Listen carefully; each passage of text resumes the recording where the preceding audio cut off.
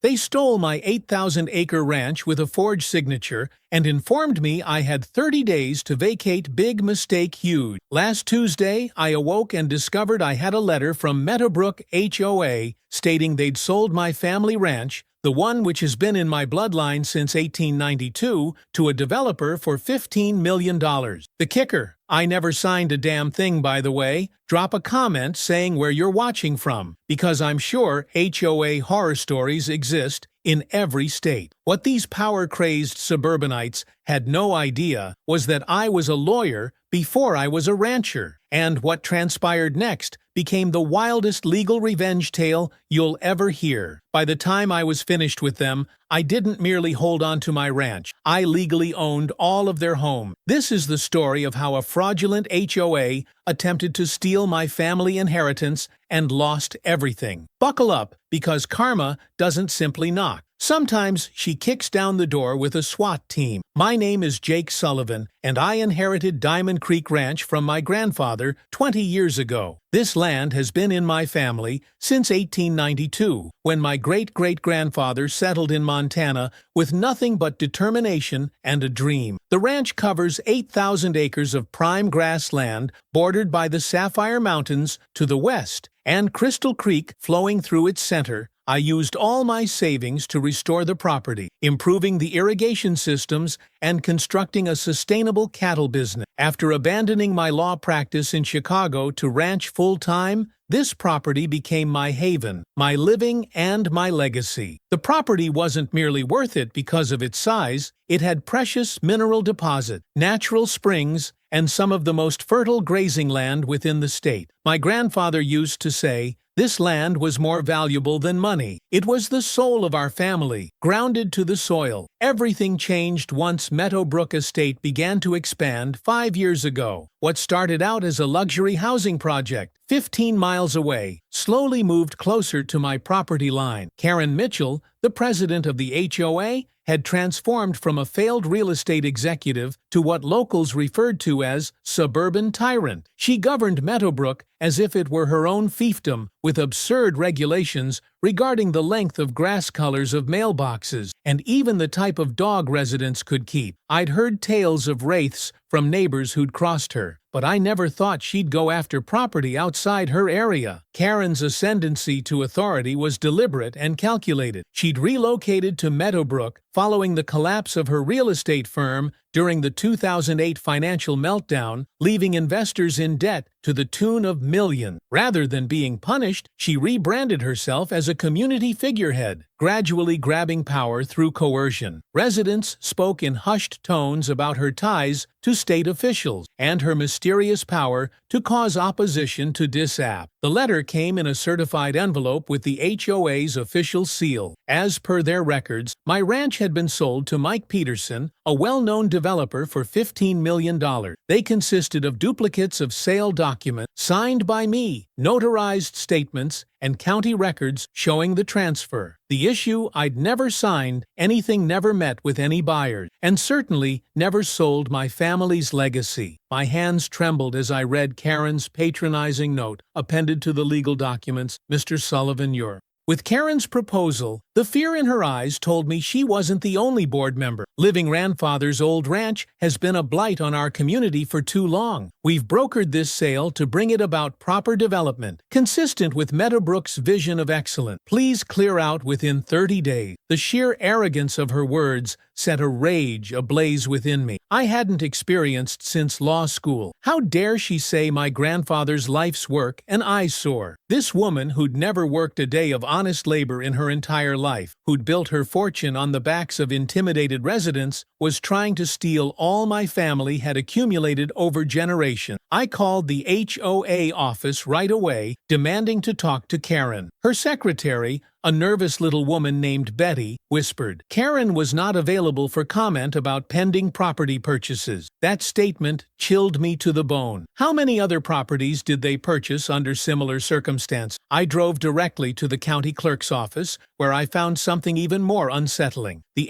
HOA had submitted papers stating my ranch was under their extended jurisdiction because of a little-known nearby property maintenance clause they'd added to their charter 3 years prior. The clerk, a young fellow named Tommy, looked uneasy when I asked him about the validity of these papers. His eyes shifted nervously as he explained that the HOA had submitted an emergency expansion order due to concerns over community safety regarding my ranch's proximity to their complex. When I pushed for information, he muttered something about new filing requirements and hastily excused himself. My sleuthing took me to the Meadowbrook Country Club, where I saw Karen lunching with Mike Peterson. I observed from the parking lot as they giggled over wine, perusing what appeared to be architectural drawings. Karen caressed Mike's hand regularly, their body language indicating more than a professional affair. I took photos using my phone, recording their intimate encounter. Later that night, I hired Bob Thompson, an old colleague from my law firm days who handled property disputes and had a reputation for dismantling corrupt institutions. Bob was a bulldog in the courtroom who specialized in taking apart elaborate fraud conspiracies. He'd already won 3 high-profile HOA corruption cases over the last 10 years that earned him the reputation the association assassin among other lawyers. When I presented the documents to him, his eyes brightened with the eager fire of a lawyer who caught wind of blood in the water. Bob's initial tactic was genius. He filed an emergency injunction to stop any property transfer pending our investigation. Within 48 hours, we'd revealed a deceitful scheme that would make a crime novelist blush. Karen had set up 3 shell companies in Delaware with vague names such as Mountain View Holdings and Premium Land Investments. These companies had been systematically targeting properties around Meadowbrook, using forged documents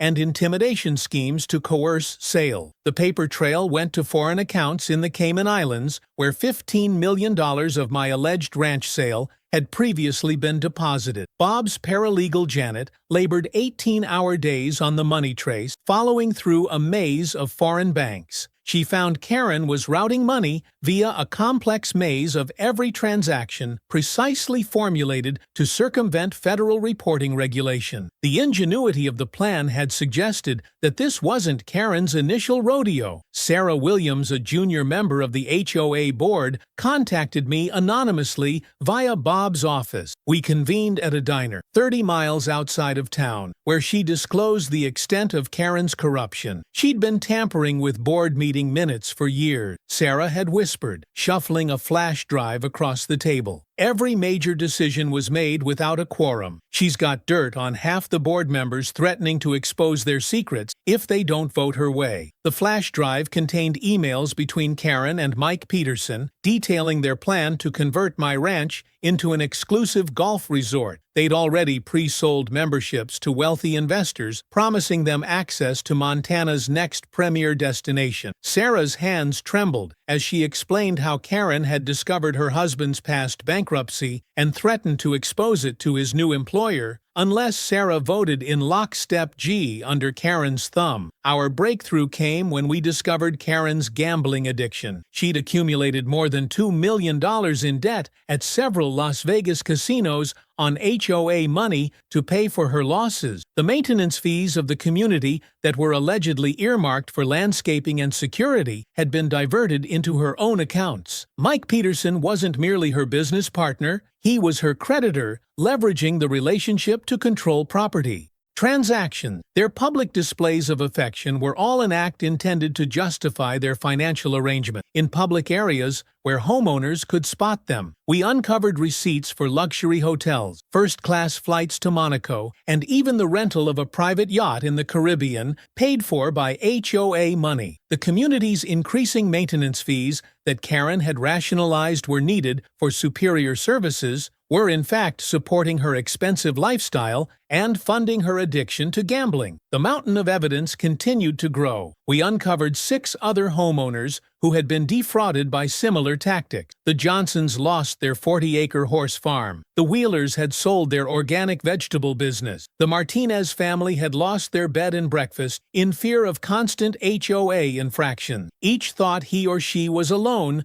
until we united them. Our class action suit evolved from a property dispute to a RICO case with Karen and her partners facing federal racketeering charges. The Johnson family tale was especially tragic. They'd run their horse farm for 3 generations, supplying therapy animals to disabled children. Karen had used noise infractions and offensive smells to drive them out. Even though the farm had existed before Meadowbrook, by 50 years, the Wheelers had been harassed after they declined to sell their organic produce solely to Meadowbrook's supermarket at below market price. The Martinez family were daily harassed with HOA inspectors, issuing them tickets for infractions as minor as having the wrong color of white paint on their fence posts. 2 weeks into our investigation, things got serious. I was leaving Bob's office late one night when 2 men wearing ski masks jumped me in the parking garage. They beat me up pretty badly, breaking 2 ribs and giving me a concussion. The message was plain: drop the lawsuit, or next time won't be a warning, but they'd made a fatal error. The parking garage had just upgraded its security cameras,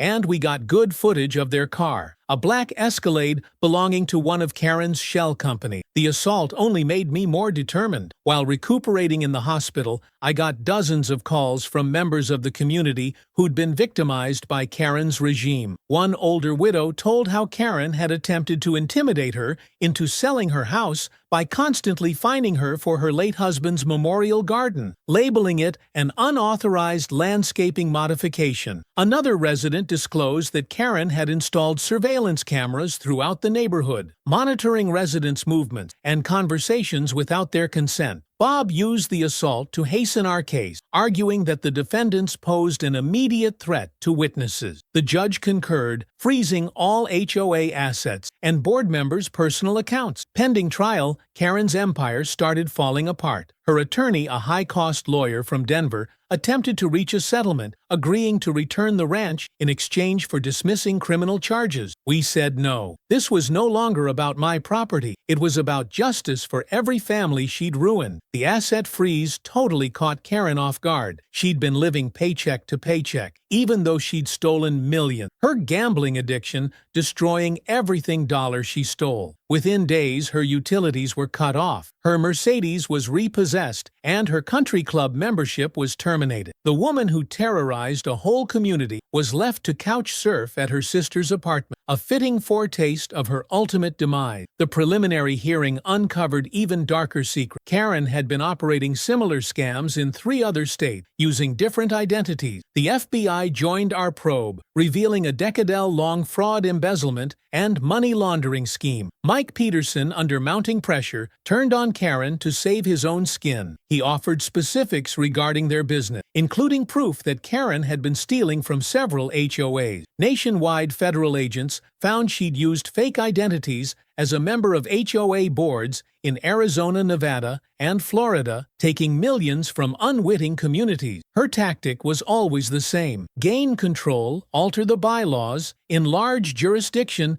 and coerce sales under threat of intimidation. She'd left a trail of ruined lives and insolvent associations in her wake, always fading away before officials could start to develop a case. Then, the bombshell announcement. During discovery, we discovered documents indicating that my ranch had never legally come under Meadowbrook's jurisdiction. The original county planning maps explicitly left my property out of any HOA jurisdiction. Karen had bribed a clerk to change electronic records, but the paper originals in the county archives spoke the truth. This wasn't merely fraud, it was a conspiracy with public corruption. The clerk, Tommy, from my previous visit, cried under interrogation and confessed Karen had paid him $50,000 to change the electronic boundary maps. He had been sending money to his ailing mother in Florida and felt he had no other option. His testimony would prove instrumental in establishing the conspiracy charges that would eventually topple Karen's entire operation. As the trial date drew near, Karen became desperate. She tried to transfer what was left of her assets to foreign accounts, but Bob had foreseen this action. We'd put liens on all her properties,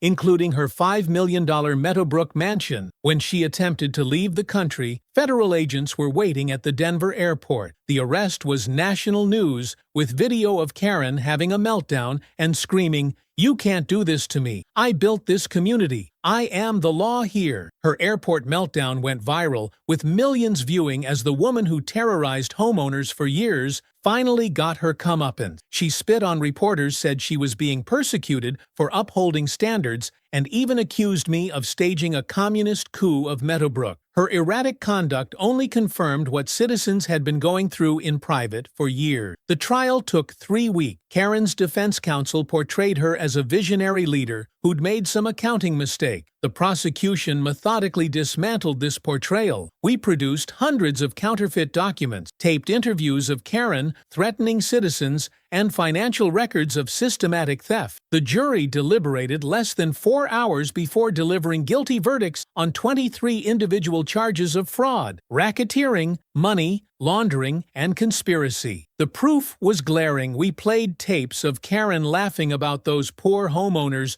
who were too dumb to read the fine print. Bank records indicated she'd made off with more than $12 million from numerous HOA accounts. Former board members testified about secret meetings where Karen outlined plans to acquire surrounding properties through any means necessary. The nail in the coffin was her own email to Mike Peterson, where she bragged about having the perfect scheme to steal that redneck's ranch. The sentencing process provided the ultimate poetic justice. Under federal asset forfeit laws, properties acquired with lawfully derived money could be confiscated and reallocated to victims. Because Karen had used money stolen from the HOA to buy homes for board members who'd been complicit in her scheme, the court allocated these properties to the defrauded homeowner. As the biggest victim, I was given title to 5 houses, including Karen's mansion. The remaining victims were given properties or cash settlements according to their losses. The judge's ruling was a first, but in accordance with law, he referred to the outrageous nature of Karen's offenses and the requirement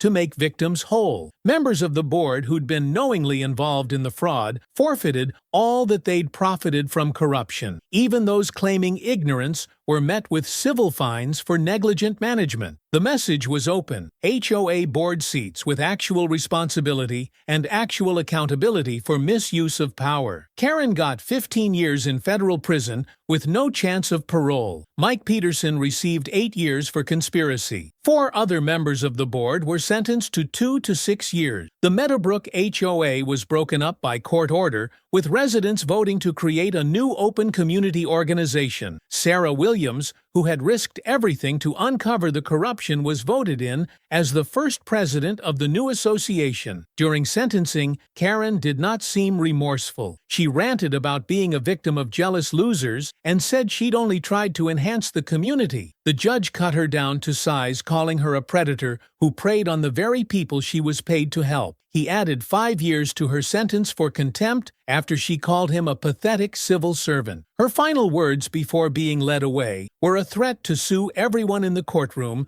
a fitting end to her reign of legal terrorism. 6 months after the trial, I converted Karen's former mansion into a community legal aid center, offering free assistance to HOA abuse victims. The other properties were sold with proceeds funding a foundation dedicated to protecting property rights. My ranch remains in the family, now shielded by ironclad legal papers that forestall any future HOA intrusion. We've opened up the eastern pastures to monthly community events, hosting farmers markets and youth agricultural program. The mansion's makeover represented the community's healing, where Karen once schemed against her neighbors. Volunteer lawyers now assist families to battle similar injustices. The grand dining room, where she'd hosted exclusive parties for affluent developers, were used as a conference hall for free legal clinics. Her personal office, that was papered with surveillance gear and resident files, now hosts a library of property law material. Local newspapers referred to it as the sweetest revenge, but I saw it as restoration, converting an instrument of oppression into a beacon of hope. The impact radiated across the nation. Several states enacted new legislation restricting HOA authority and mandating increased transparency in their operation. The FBI created a task force to investigate HOA fraud, specifically based on our case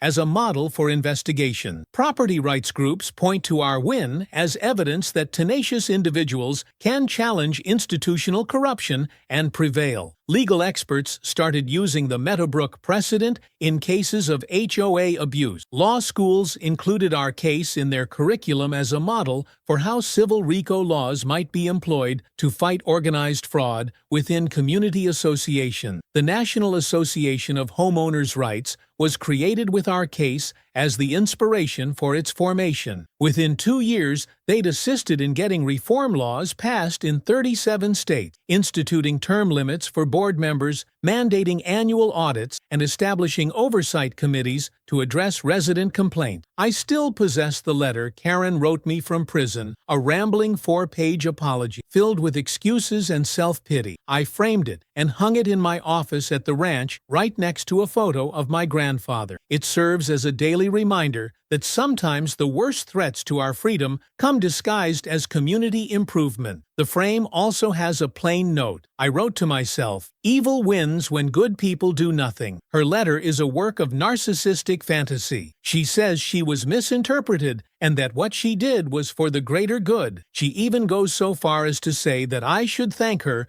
for making you stand up for yourself. The last paragraph proposes to make me her business partner when she emerges promising we could revolutionize the management of communities together. I hold it as a reminder that some folks never really realize the damage they do. Today, Diamond Creek Ranch flourishes as both a working ranch and a testament to resistance against power abuse. Tour groups arrive monthly to listen to our tale, and law schools utilize our case in their property law coursework. The 8,000 acres that Karen attempted to steal now serve as a reminder of the value of vigilance, courage, and willingness to fight for what's right. When individuals ask me how I was able to muster the strength to challenge such a powerful entity, I explain to them about my grandfather's word. This land does not belong to us. We belong to it. The ranch has never been more productive. We've put regenerative farming into place, restored native grasslands, and developed wildlife corridors that serve the entire system. Agricultural universities send students to learn about our practices. The irony is not lost on me that Karen's effort to convert this into a golf course would have ruined one of the state's most successful, sustainable ranching operations. Sometimes I ask myself if she ever really realized the worth of what she attempted to steal, or whether she only thought of dollar signs where others perceived heritage. The monetary windfall from the suit could have enriched me beyond my wildest dreams, but that was never the issue. Each dollar of the $45 million settlement went towards aiding other victims of property fraud. We've helped over 200 families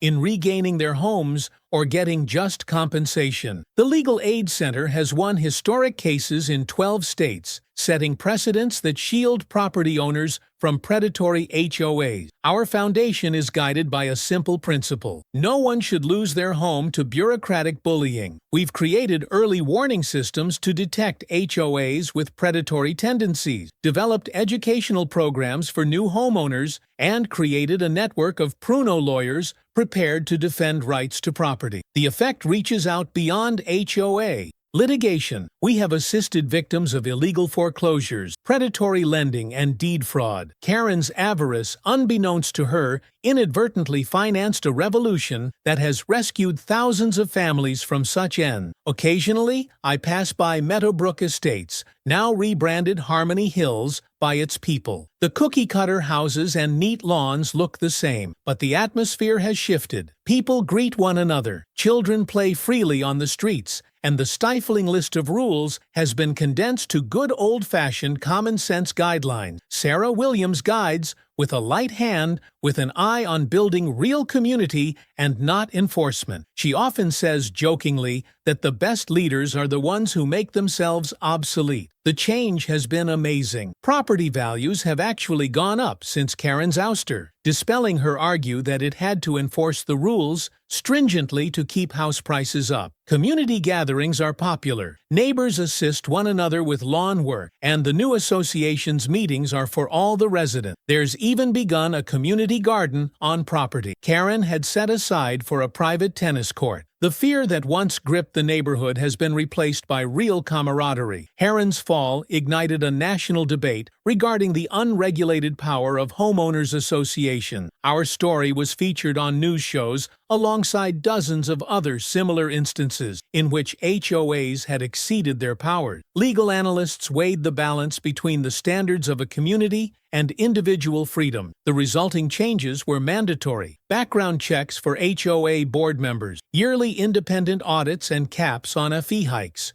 without resident vote. Media coverage was widespread, and revealing big networks created documentaries probing the dark side of HOA governance. Investigative reporters uncovered parallel scams in affluent subdivisions throughout America. One such startling exposé detailed a network of real estate management firms which specifically recruited people with Karen's background, training them to systematically extend HOA authority for corporate gain. The outcry forced congressional hearings and assurances of federal regulation of the multi-billion-dollar HO. The ranch has become more than just my home. It's a symbol of American property rights. Documentary filmmakers, journalists, and researchers regularly visit to study what happened here. We've hosted congressional delegations examining HOA reform legislation. Even international observers have come to understand how a small group of determined citizens can dismantle a corrupt system through legal means. Visitors often comment on the contrast between our open, welcoming ranch and gated exclusivity Karen attempted to impose. We've put a small museum in one of the refurbished barns featuring case documents from the Case family photos and a timeline. School groups pass through regularly and learn about civic responsibility, property rights, and community vigilance. The exhibit concludes with a simple message: democracy dies in darkness but thrives when citizens bring attention to corruption. Mike Peterson spent 5 years of his 8-year prison term before he was released on parole. He now cleans for a small office building in Denver. His real estate license revoked indefinitely. He wrote me a letter once apologizing for his involvement in the scheme and thanking me for revealing Karen's manipulation. I never reacted, but I hope he's truly changed. Sometimes people have to lose everything to learn the importance of integrity. His fall from grace was especially spectacular. Once a hotshot developer with a portfolio of hundreds of millions, he now resides in a small apartment and drives a 20-year-old Honda. Former colleagues say he's a transformed man who talks at addiction recovery meetings about how greed ruined his life. He's said to be penning a book about his experience with proceeds, committed to gambling, addiction, treatment program. Whether his makeover is real or strategic, he's a cautionary figure in real estate circles. The other board members convicted had several consequences beyond their prison time. They lost their professional licenses, their houses, and their reputation. 2 of them relocated out of state to begin anew. One became an speak out for HOA reform at community meetings on how quickly power can corrupt. The 4th went missing, completely without a forwarding address. Margaret Henderson, the former treasurer who assisted Karen to conceal embezzled money, travels to HOA meetings today, cautioning the signs of financial fraud. She narrates how Karen systematically groomed her with small favors, first before requiring her to commit more serious offenses. Her presentations, known as the slippery slope of HOA corruption, have benefited dozens of associations. Prevent similar schemes. She donates her speaking honorariums to our legal aid center, a form of constant restitution for her part in the conspiracy. Local schools now use our case as a civics lesson about the need for oversight and accountability in community organization. Students travel to the ranch to learn about property rights, due process, and the hazards of unchecked power. I've spoken at dozens of schools, teaching young people to challenge authority, respectfully but firmly, when they witness injustice. The educational effect has been beyond our wildest dream. Teachers say that students are more active in local government, with many showing up at city council and school board meetings. Some high schools have begun Know Your Rights clubs with an emphasis on property law and civil liberty. One ambitious group of seniors was able to successfully lobby their city council to enact an ordinance mandating that all HOAs put their rules and financial reports on the web. These young people frequently refer to our case as evidence that ordinary people are able to make a difference. The legal precedents set in our case still affect court rulings across the country. The Sullivan Standard, as some lawyers refer to it, mandates that HOAs present clear evidence of jurisdiction before trying to enforce rules against neighboring properties. This basic principle has thwarted countless attempts at overreach by predatory homeowners associations all over America. Law firms handling property rights say there has been a huge surge in successful HOA overreach defenses since our ruling. The benchmark has been quoted in more than 300 cases, with courts unanimously deciding that HOAs need to establish legitimate authority prior to making any enforcement action. Legal scholars foresee its influence will spill over beyond property law, potentially encroaching in other spheres where private institutions exercise quasi-governmental power. Recently, the American Bar Association issued a detailed analysis of our case's impact, labeling it as the most important property rights ruling of the 21st century. 5 years have elapsed since that day when I received the letter that turned the world around. The ranch has never thrived more, with our green methods receiving recognition by agricultural groups. We've diversified our activities to include educational programs, educating urban families on food production and land management. The irony is not lost on me that Karen's effort to blind our eyes is eyesore, ultimately assisted in turning it into a community gem. Our agricultural education program now receives over 5,000 visitors a year. We've collaborated with universities to study drought-resistant crops and soil conservation methods. The transformation of the ranch from a mere cattle operation to an educational center occurred naturally, spurred by public interest in our tale. Families who came originally to hear of the court struggle remained to learn of sustainable farming. We've employed former Mellowbrook residents who lost their jobs when Karen's plan failed, building a genuine community enterprise from the ashes of her corruption. I still practice law, sporadically accepting pro bono cases for property owners who find themselves similarly. Allenge's Bob Thompson and I entered into a partnership doing HOA litigation, though he claims that business would be improved were it not that we had succeeded so well at fixing the system. We've worked to train several dozen attorneys on the strategies involved in fighting back against institutional corruption on the local level. Our firm works differently than traditional practices. We top our fees according to clients' ability to pay and have a policy of never turning away legitimate cases because of financial reasons. The model has turned out surprisingly lucrative, with affluent clients paying more than standard rates voluntarily to fund our pruno work. Bob terms it justice capitalism, where doing good actually produces sustainable revenue. We've opened satellite offices in 5 states, each staffed by lawyers dedicated to our mission of safeguarding property rights. The Community Legal Aid Center in Karen's old mansion is a prototype for the rest of the country. We've assisted in the formation of 36 centers in 20 states, all focused on safeguarding individual property rights from organizational aggression. The mansion's grand ballroom, where Karen used to reign over her suburban kingdom, now houses free legal clinics for low-income families with housing conflict. The success of the cent has drawn major foundations and philanthropists. We just received a $10 million grant to enhance our programs and create a national HOA abuse database. The wine shop in the mansion, where Karen kept her collection of vintages bought with pilfered money, today serves as our library and research facility. Law students fight for internships here to learn from the Meadowbrook model of community legal services. The building itself is a strong symbol, its transformation from an instrument of oppression to a beacon of justice visible to everyone who drives by. Last month, I got an unexpected caller. Karen's daughter, whom I'd never met throughout the trial, came to apologize for her mother's behavior. She'd been estranged from Karen for years, disgusted by her mother's actions,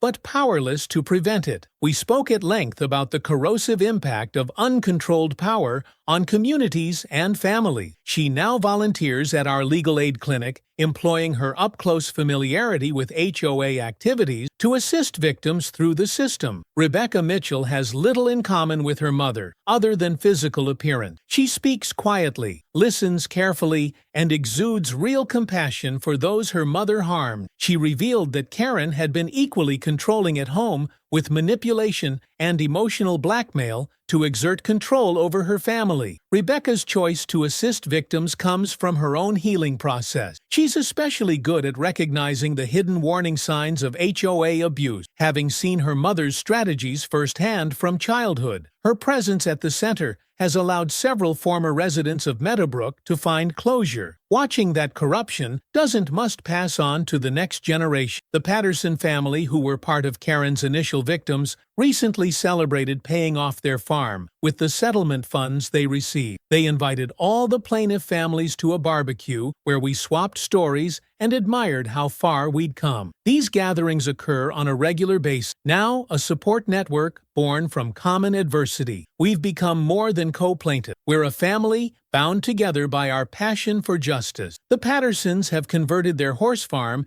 into a therapeutic riding center, providing free services to children impacted by housing instability. Other victim families have discovered similar means of giving back. The Wheelers diversified their organic farm to include a training program for future farmers. The Martinez family reopened their bed and breakfast, now providing free lodging to families embroiled in HOA controversies. What started as mutual victimhood has grown into a system of cross-support and community service. National HOA reform legislation, partially inspired by our case, is now making its way through Congress. If enacted, it will create federal regulation for associations governing over 100 homes or holding assets in excess of $10 million. The legislation contains provisions for periodic audits, board member term limit, and a homeowner bill of rights. It's called the Community Protection Act, but proponents refer to it as Karen's Law. The legislation is strongly opposed by the Community Associations Institute, an influential lobby group that represents property management firms. They contend that federal regulation would raise fees and cut down on local control. But public support remains strong according to polls, indicating 78% of Americans supporting more HOA regulation. Survivors of HOA abuse have testified before Congress relating tales that are all too familiar to our experience in Meadowbrook. The sponsors of the bill attribute our case with being the evidence required to prove the extent of the problem. Occasionally, late at night, I patrol the perimeter of the ranch, checking fences and looking for predators. The land feels different now, more secure, as though it knows it is safe not only behind property lines, but behind legal precedent. The stars burn brighter somehow, unblemished by the man-made glare of overbuilt suburb. This is what we fought for: the right to live in peace on our own land, responsible to law, but not to the caprices of would-be tyrants. These quiet moments remind me why the struggle was worth every sleepless night, every legal filing, every dollar spent. The coyotes still howl in the distance, the wind still whispers through the grass, and the mountain still stands sentinel over the valley. But now there's an added layer of security, knowing that thousands of property owners throughout America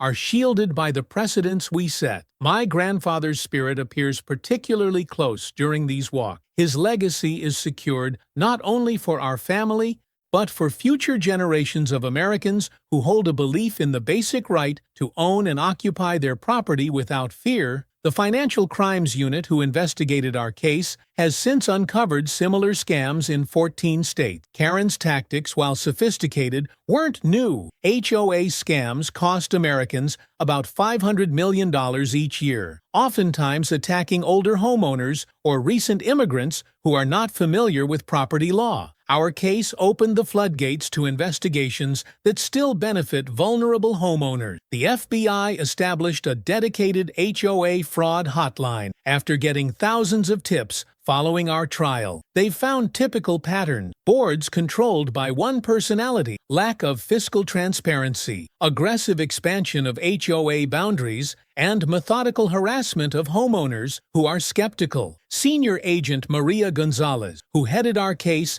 now directs the unit. She attributes our case to revealing what she terms the largest unreported white-collar crime field in America. Their efforts have recovered more than $200 million for victims and resulted in 163 convictions across the country. Folks ask me all the time if I regretted the stress and risk of going after the HOA. The response is always no. Some battles are worth fighting for, not only for personal vindication, but for the precedent they create. Each time a homeowner prevails against an overreaching HOA, each time a crooked board member is held accountable, each time a community stands up for transparency rather than secrecy, our triumph becomes more powerful. The personal price was steep, beyond the physical attack I endured. Death threats, character assassination attempt, and frivolous counter-lawsuits intended to bleed me resources. My cattle business endured through the courtroom. Struggle relationships tested through the ordeal. And there were times when it seemed to be easier just to give up. But witnessing the effects of our victory, seeing communities change, and knowing millions of homeowners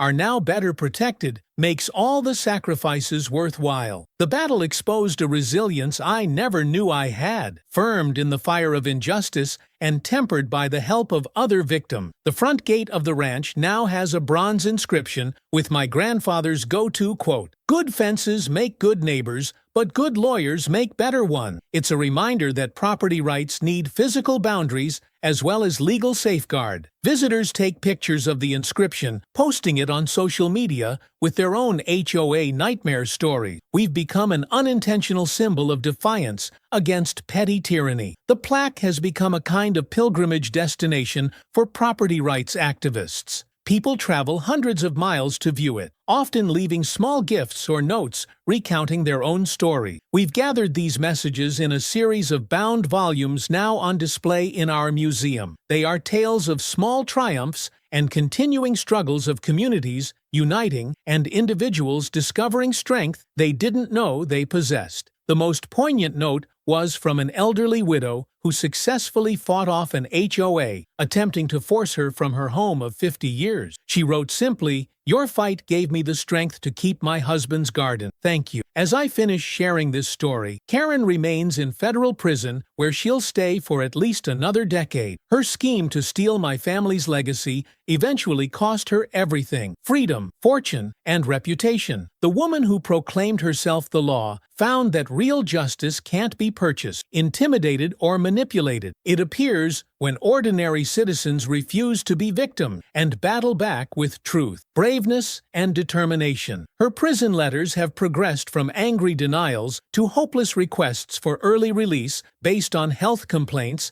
and claims of rehabilitation. Each appeal is rejected with judges citing the severity of her offense and absence of sincere remorse. Current residents from time to time send commissary money to her account, not because they have forgiven her, but so she can feel the helplessness her victims endured. It's a small grace she did not extend to others when she was terrorizing them. The woman who once dominated every detail of her neighbors' lives now needs permission to call the phone. So that's my story. From coming close to losing everything to winning much more than I ever could have dreamed, the ranch remains a testament to the strength of resisting injustice. If you're dealing with similar issues with an overbearing HOA, know that you're not alone. Document everything. Seek legal counsel. And don't forget that even the strongest organizations can be brought to justice. Sometimes the best revenge isn't about winning, it's about ensuring the villains lose everything they attempted to take away from others. And yes, I now technically own 5 homes. I never wanted anyone need a landlord who knows the meaning of fair.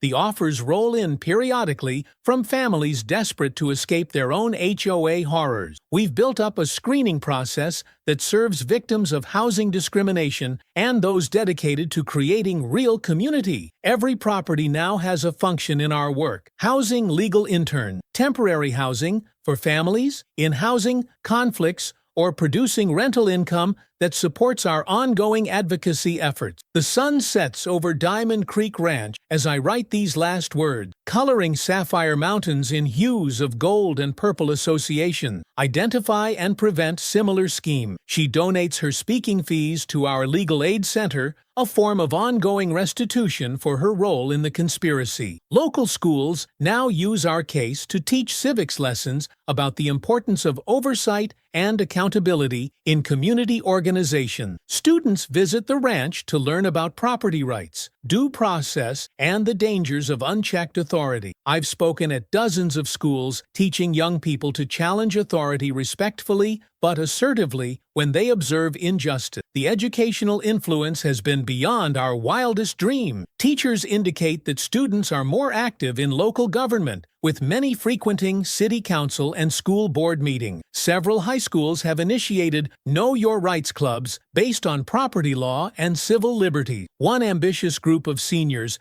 effectively lobbied their city council to enact an ordinance mandating that all HOAs post their rules and financial statements online. These young activists regularly cite our case as evidence that individuals can effect change. The legal precedents set in our case continue to shape court decisions across the country. The Sullivan Standard, as some attorneys refer to it, mandates that HOAs give clear proof of jurisdiction before trying to enforce rules on neighboring properties. This basic principle has averted countless attempts at overreach by aggressive homeowners associations all over America. Law firms that specialize in property rights cite a dramatic surge in successful defenses against HOA overreach. Since our decision, the norm has been referenced in more than 300 cases, with courts repeatedly ruling that HOAs need to establish legitimate authority prior to enforcing any action. Legal experts forecast its influence will reach beyond property law, potentially impacting other spheres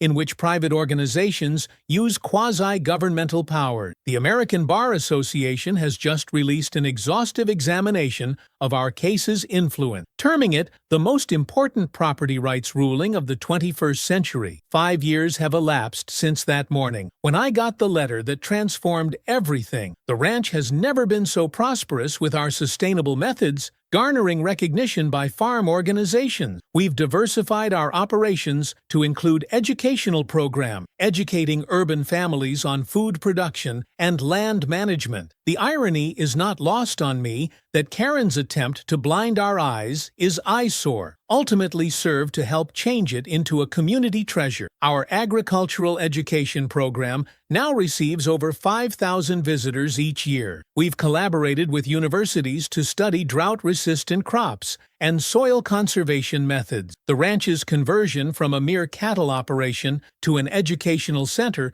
occurred naturally, fueled by public interest in our tale. Families who came initially to listen to the legal struggle remained to learn about sustainable farming. We've employed former Mellowbrook residents who lost their livelihoods when Karen's plan folded. Building a real community enterprise from the ruins of her corruption, I continue practicing law sporadically, taking on pro bono cases for property owners who suffer similar challenge. Bob Thompson and I entered into a partnership focusing on HOA dispute, although he teases that business would be improved if we had not been so successful in changing the system. We've educated dozens of lawyers in the strategies required to fight institutional corruption at the local level. Our law firm works differently from traditional practices. We set our fees by clients' ability to pay and have a policy of never turning down legitimate cases for financial reasons. The model has been unexpectedly profitable, with rich clients willingly paying over market rates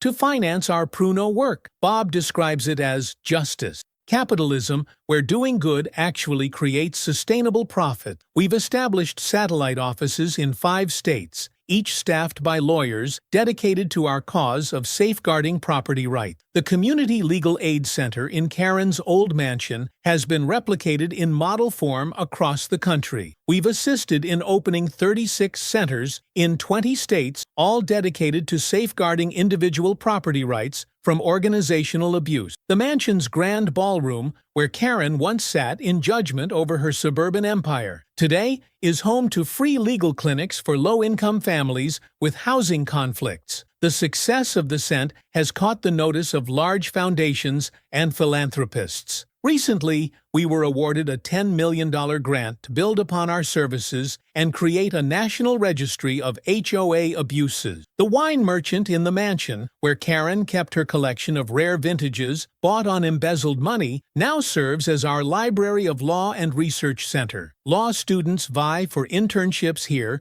looking to learn from the Meadowbrook model of community legal service. The building itself is a strong symbol. Its transformation from an instrument of oppression to a beacon of justice, visible to all who pass by. Last month, I got an unexpected visitor. Karen's daughter, whom I'd never met during the trial, came to apologize for her mother's action. She'd been estranged from Karen for years, disgusted by her mother's behavior, but powerless to put a stop to it. We spoke for hours of the corrosive influence of unchecked power on families and communities. She now volunteers at our Legal Aid Center, putting her inside knowledge of HOA workings to use helping victims through the system. Rebecca Mitchell has little in common with her mother. Aside from physical characteristics, she talks quietly, listens carefully, and exudes real empathy for the victims of her mother's action. She uncovered that Karen had also been controlling within the home through manipulation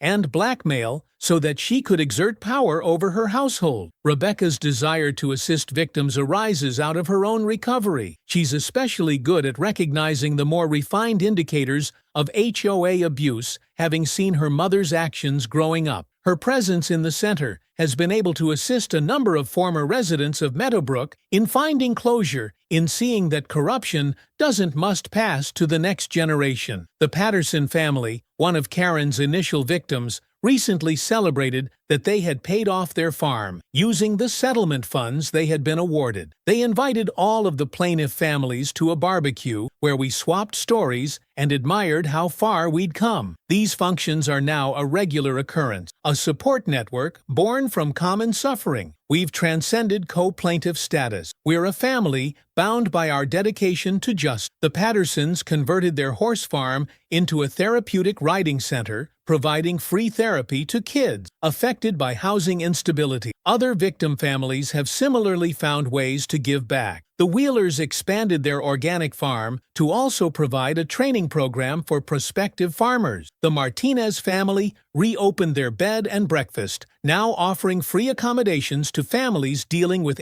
HOA disputes. What began as shared victimhood has evolved into a network of mutual support and community service. National HOA reform legislation, inspired partly by our case, is currently working its way through Congress. If passed, it will establish federal oversight for associations managing more than 100 homes or controlling assets exceeding $10 million. It contains provisions for periodic audits, board member term limits, and a homeowner bill of rights. It's the Community Protection Act, but advocates call it Karen's Law. The legislation is highly opposed by the Community Associations Institute, a dominant lobbying organization speaking for property management firm. They maintain that federal regulation would increase expenses and dampen local decision-making, but the public support base remains strong, with polls reporting 78% of Americans supporting more HOA regulation. Victims of HOA abuse have testified before Congress, recounting experiences that parallel our own in Meadowbrook. The sponsors of the bill attribute our case with offering the needed evidence to prove the extent of the problem. Occasionally, I walk the perimeter of the ranch at night, inspecting fences and scanning for predators. The land feels different now, safer, as though it knows it's defended not only by property lines, but by legal tradition. The stars twinkle more brightly, somehow unblemished by the man-made light of overbuilt suburbs. This is what we fought for, the right to exist. My story, from almost losing everything to gaining far more than I ever imagined. The ranch stands strong, a testament to the power of fighting back against injustice. If you're facing similar challenges with an overreaching HOA, know that you're not alone. Document everything, seek legal counsel, and don't forget that even the strongest entities can be held accountable. Sometimes the ultimate revenge isn't merely winning, it's ensuring the bad guys lose everything they attempted to take from others. And yes, I now technically own 5 houses I never desired. Anyone need a landlord who can define fair for them. The offers come regularly from families fleeing their own HOA nightmares. We've created a screening process which serves victims of housing discrimination and those who are dedicated to creating authentic community. Each property now has a purpose in our cause. Housing legal interns offering temporary shelter to families in housing disputes or creating rental income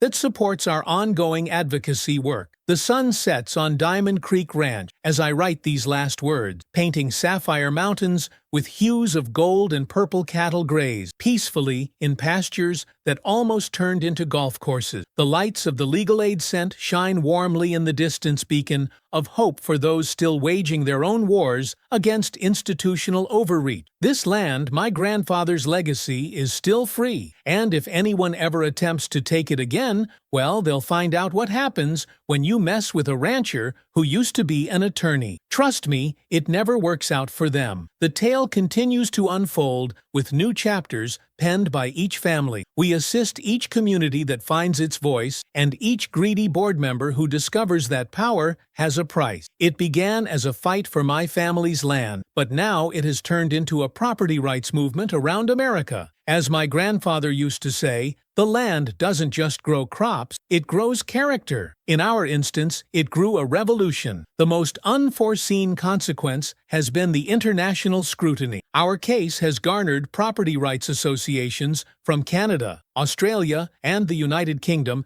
have researched our legal approach to deal with comparable challenges in their respective countries. The idea of homeowner associations taken out of America to other countries had borne teeth with it, the threat of abuse. Our win created a template for resistance that knows no borders. We've advised barristers in London resisting aggressive leasehold management firms, counseled activists in Toronto, resisting condo board corruption, and exchanged resources with property rights activists in Sydney. The Meadowbrook model has become shorthand for grassroots legal opposition to institutional overreach. Global media attention has compelled property management firms across the globe to rethink their practices, knowing that homeowners now have established methods to counter Erin's legacy. In spite of her plans has been revolutionary. Her dramatic descent from power made a model out of recognizing and prosecuting HOA fraud that law enforcement units still hone to perfection. The Mitchell Warning Indicators, a checklist derived from her tactics. These consist of abrupt changes in rule, a lack of transparency regarding finances, board meetings closed to residents, excessive fines for minor offenses,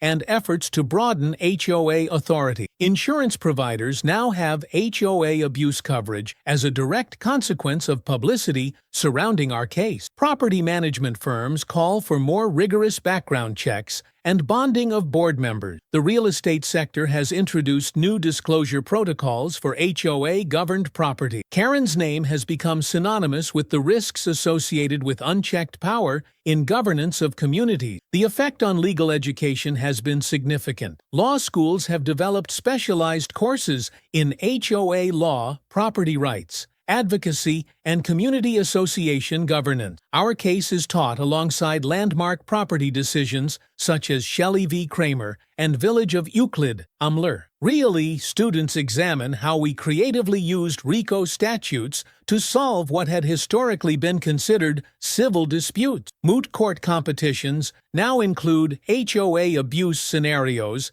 educating the next generation of attorneys to identify and fight these issues. Legal property rights clinics have popped up at universities across the country, offering free advocacy to homeowners while students gain hands-on experience. The Sullivan strategy, as our professors refer to our method, shows how ancient legal tools can be repurposed to meet contemporary threats to property ownership. Bob Thompson and I founded the National Property Rights Defense Fund with some of the settlement funds. This has helped remove official agency from the mix. Thus, organization offers emergency legal financing for homeowners threatened with imminent loss of their property through HOA action. We've developed a quick response team of attorneys who are authorized to file emergency injunctions within 24 hours of being called upon. The fund has already saved more than 300 homes from unjust foreclosure. We hold a war chest in reserve for cases that have the potential to establish valuable precedents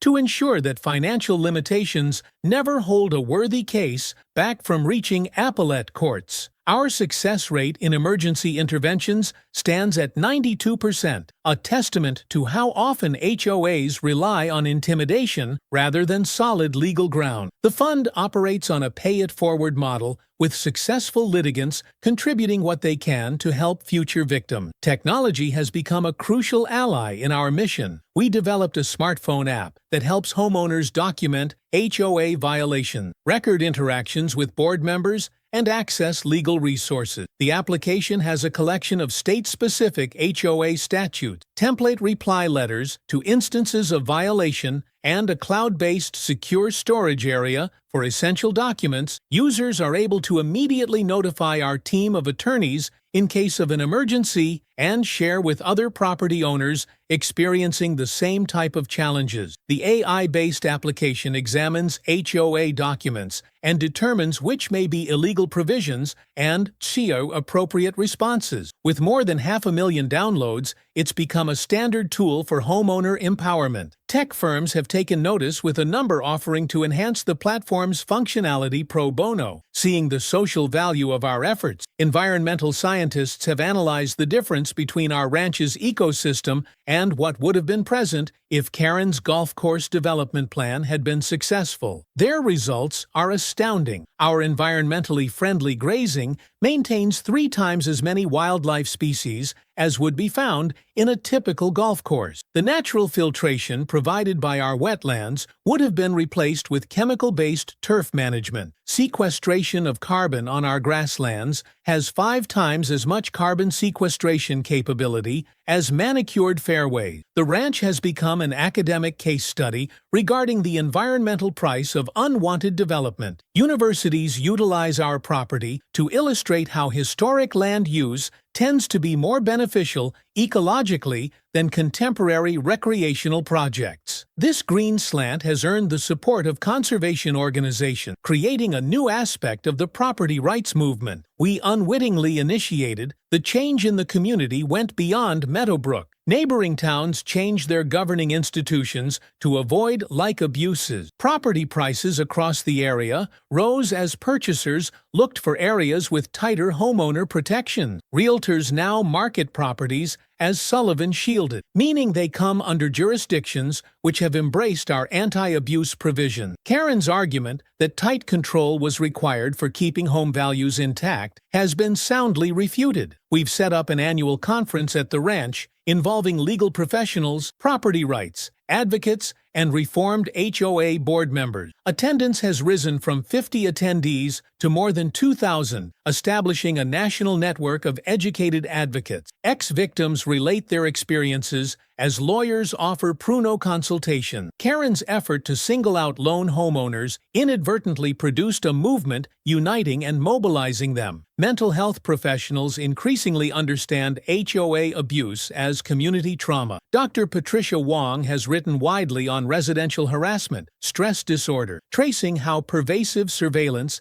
and capricious rules engender anxiety and depression among residents. Support groups for survivors of HOA abuse are found in all major cities. The mental health community recognition has made stronger legal claims for damages, with insurance companies now entertaining psychological counseling as a reimbursable cost for victims of harassment. The artistic community has welcomed our tale through plays, documentaries, and even a folk ballad about the ranch that pushed back. A graphic novel about our fight in court became a bestseller, introducing younger readers to property rights concepts. These creative efforts are educational tools. A giant of a man with one final dream inspire others in similar struggle. 20 years from now, I think our case will be remembered for changing the dynamic between American homeowners and community association. The Meadowbrook Rebellion is a hinge moment in suburban politics. Our battle resonated with something deep in the American psyche, the idea that a person's home is their castle. The ranch has become more than a working agricultural enterprise. It has become a workshop for sustainable land use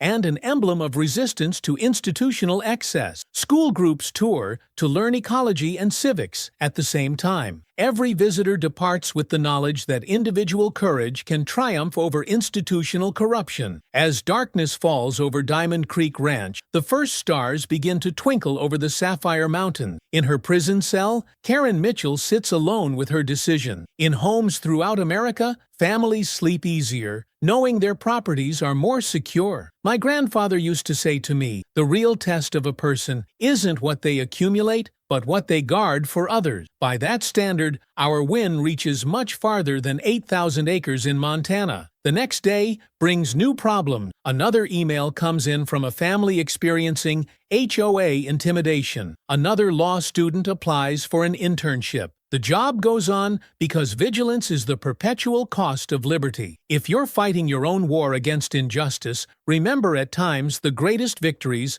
begin with a refusal to those who think they are entitled to steal what's yours. Stand your ground, record everything, and never forget that in America, the law ends up serving justice and not the unjust. As my grandfather used to say, that's not just ranching. Son, that's democracy in action.